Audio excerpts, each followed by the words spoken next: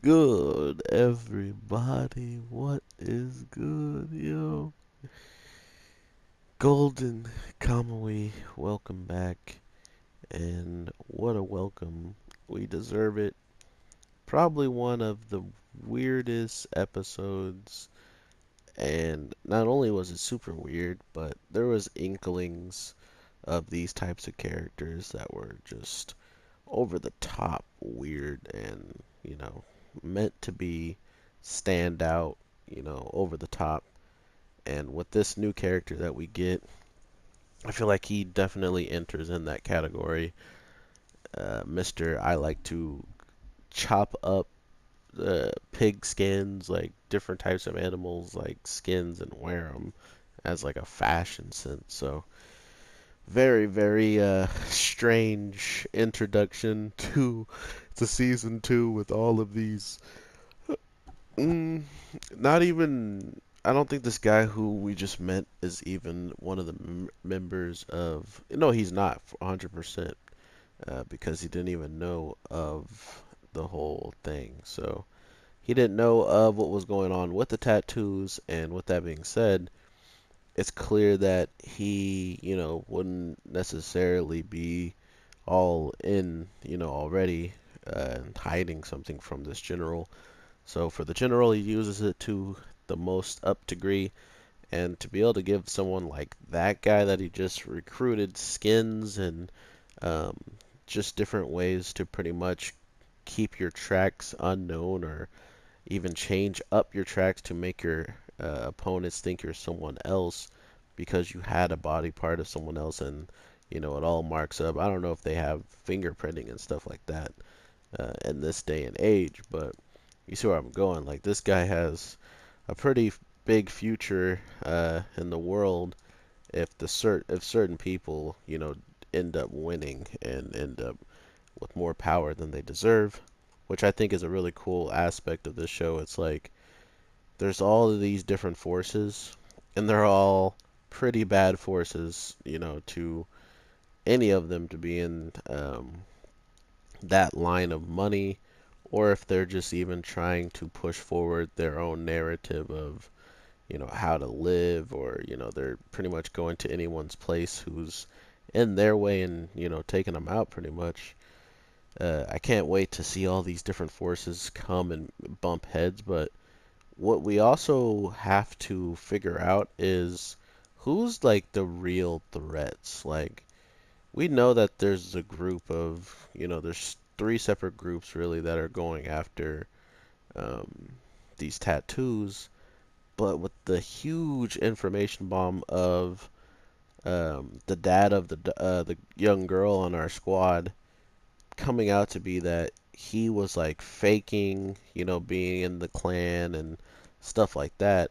And because he was faking and could, completely blend in with them, I'm guessing to the point of, this old man kind of figured that, and I'm speaking of the old man as the guy who is, the war veteran and super dope with the samurai sword. I think he had a feeling about like the whole he's not really a part of them, but at the same time he still went along with, whatever he was probably told or whatever he, saw and decided to believe with his own eyes, even though it probably wasn't true, because the guy was just that good at concealing himself as one of them. And I think that's what we are like experiencing with this week's episode, which it's kind of scary at the same time, and it kind of sucks because I did start liking this character, but supposedly the guy who has joined up and had kind of closer ties to the daughter of the main villain who's in jail, uh, seemingly he's also fake. And with him being fake, it's hard to believe that, you know, we're really trusting certain, I started to feel like we could trust that guy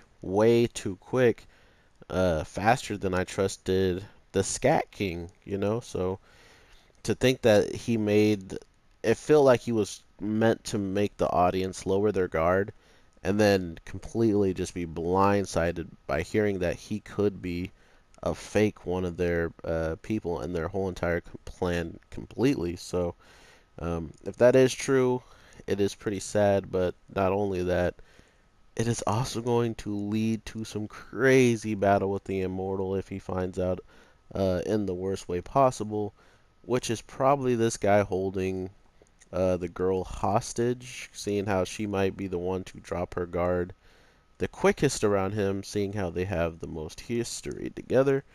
Um, and if she does drop her guard, and he can use her as, like, hey, if you come any closer without giving me the skins that I want or the tattoos, it's gonna be a wrap for her, pretty much, is how I see the position that he's in. Unless there's certain things that, either give him away and she kind of catches on, or hopefully we just see some change in his demeanor because the one little tiny smile that we got only because of, the whole bringing up the traitor, like him being a traitor even being possible. That's the first time we've ever seen him give such a, like a reason for us to believe it. And it's coming from someone who's, seen traitors and seen people who have blended into that clan before. So if anyone knows someone that he shouldn't be trusting, it's someone who has a face that remotely looks like something but doesn't necessarily fit completely. And I thought that was interesting. Other than that, though, like I said, Goldenkamuy being back, it having its own really weird sense of humor, um, it was definitely missed. I really love this girl and her her demeanor and stuff, how kind she can be, and then like fearsomely mad the next instance. But that all what could not be helped simply because of something she remembered her father telling her back after she asked about her mother. And after hearing about her mother, he told her everything up to some point. What I'm going to tell you now, you can never forget. And of course, it was something that we don't get to hear. But the interesting part about it, as soon as she wakes from that aspect of the dream and hearing what he had to say, supposedly, that put her in a foul mood against pretty much, well, mostly the Scat King, because he was, in my opinion, the closest to catch it. So, if anything, whatever he told her to remember, it might be something that she hasn't been doing as of lately, and maybe that's, allowing people who she hasn't known or people outside of the village to, um, get close to her or something like that. I'm not sure, or maybe that one of these guys could be a traitor in her own village and maybe he believed it was him. I'm not sure, but that's what really got me excited about the next couple episodes because usually they don't just jump straight into the next episode. I've noticed with this show, they let it kind of melt in, just like, oh, you remember that? Oh, okay, well, it's paying off now in the fourth episode or fifth episode, So I appreciate that. Let me know if you guys are some Goldenkamuy fans. I already have done a big chunk of the reviews on a different channel I had, so I'm pretty much just picking up right where I left off. If my channel ever got banned or whatever, suspended, whatever they want to call it. But if it doesn't, at least I can let you guys know that I have been reviewing this show quite a bit, and to see it come back is refreshing. And I would love to hear any new people or my subscribers how you guys are feeling about this show, if you are watching or not. I thought I'd at least get the information out there that Goldenkamuy Season 2 is already out and full swing. And if you haven't watched Season 1, please do not jump into Season 2 because this first episode is definitely not a great representation of what you're going to be getting throughout the whole show, besides maybe like how the soldier guy was acting towards the end, being, very loyal to this whole family that's not even his own. Um, that's more of what you'll get with this show, but to think that you'll be getting, some crazy guy dancing around and begging for the admiral to come back because he wants to hang out with them. It might happen a lot. I mean, This episode surprised me, so why wouldn't all the rest of them surprise me? But with that, everybody, I will leave it there. I will talk to you in the next one. So much stuff is happening on the screen. Holy crap. Um, but yeah, check out Goldenkamuy season 1 if you have not seen it already. Before you check this first episode of season 2 out. But I definitely recommend checking out the series as a whole. It has a very, very high potential of being something that a lot of people will remember and, reference back to if we do get some more animes like it in its genre, like this war genre. Like, we don't really get war in a lot of animes in the sense of historic wars, like where they actually date it and put it in certain eras and keep it like that. Don't future jump and all that other type of stuff. So really cool that this is the approach they're going with. I hope that it pays off with Goldenkamuy.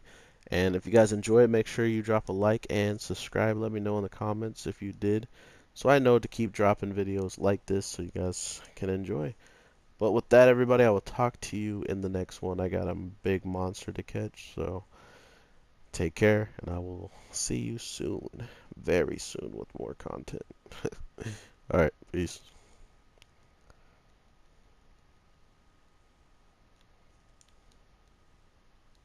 No. What?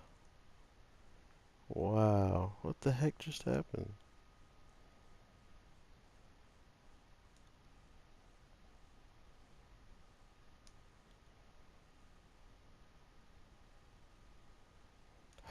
Wasted 2 traps on one guy.